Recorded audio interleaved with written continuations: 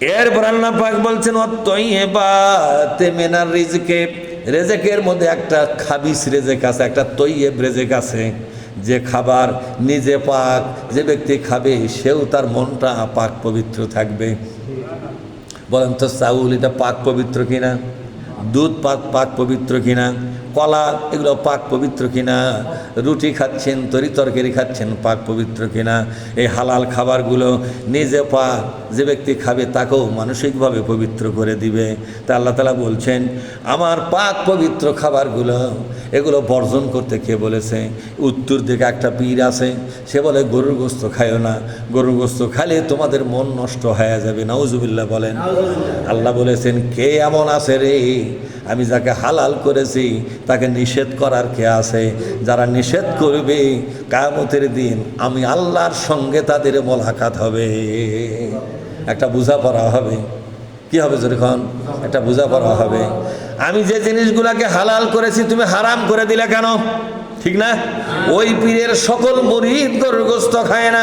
তাহলে পবিত্র খাবার কোনোটা আমাদের নিজের জন্য হারাম করা যাবে না, অ্যালার্জি ছাড়া। কি ছাড়া জোরে কর? যেমন ইলিশ মাছ খেলে কারো সয় না, কারো সয়। অত বড় মূল্যবান মাছ অনেকে আছে খালি বলে চুল খোয়াই, জোরে কন ঠিক না? অ্যালার্জি হলে ছাড়তে পারেন, এটা ভিন্ন কথা, কিন্তু ইচ্ছা করে ছাড়া যাবে না। হালাল খাবার ছাড়ার মধ্যে পরহেজগারিতা নয়, হালাল খাবার মধ্যেই পরহেজগারিতা। সুবহানাল্লাহ বলুন। এরপর আল্লাহ তাআলা বলছেন এগুলো খাবার কে খাবে? এই সুন্দর পোশাক কে পরবে? শোনো, চিরা ফাটা পোশাক তারাই পরতে পারে যারা অন্য। কারা তারা? আল্লাহ বলছেন কুল হিয়া লিল্লাযিনা আমানু। আল্লাহু আকবার। এই দুনিয়ার খালেস ঈমানদার যারা, তারাই শুধু সুন্দর সুন্দর খাবার খাবে। এই সুন্দর খাবারগুলো আমি তাদের জন্য সৃষ্টি করেছি, এই শয়তানগুলোর জন্য সৃষ্টি করি নাই। কিন্তু ওরা খাচ্ছে, জোর করে খাচ্ছে। কিন্তু আমি সৃষ্টি করেছিলাম আমার ঈমানওয়ালা আমলওয়ালা বান্দাদের জন্য। সুবহানাল্লাহ বলবেন না? রাজকীয় পোশাক, সুন্দর পোশাক পরবে আমার ঈমানদার বান্দারা, তাদের জন্য আমি সুন্দর মূল্যবান পোশাকগুলো তৈরি করেছি। ওরা এগুলো ব্যবহার করবে। আমার ঈমানদার বান্দা, এক একটা বান্দা এই সমাজে এক একটা সুন্দর আদর্শের মানুষ হয়ে ঘুরে বেড়াবে। যার পোশাক দেখে মানুষ প্রশংসা করবে, যার খাবার দেখে প্রশংসা করবে। এই দুনিয়ার মূল্যবান খাবারগুলো তারাই খাবে। হুকুম ডাকার আর আমাকে বলবো মূল্যবান খাবার খাওয়া হবে না, এই মশলা দেশে শয়তানগুলা। কথা ঠিক না ভাই? ঠিক। মূল্যবান যত খাবার আমাদের জন্য, মূল্যবান যত পোশাক সব আমাদের জন্য, ইমানদারদের জন্য। ফয়সালা কার? জোরে বলেন ফয়সালা কার? তাহলে ফকিরের মতো ঘুরে বেড়াবার মধ্যে কোনো পরহেজগারিতা আছে? বরং ফকিরের মতো ঘুরে বেড়ায় যারা, তারা আল্লাহর দেওয়া ফয়সালাকে মান্য করে নাই, আল্লাহর বিরুদ্ধে চলে গেছে।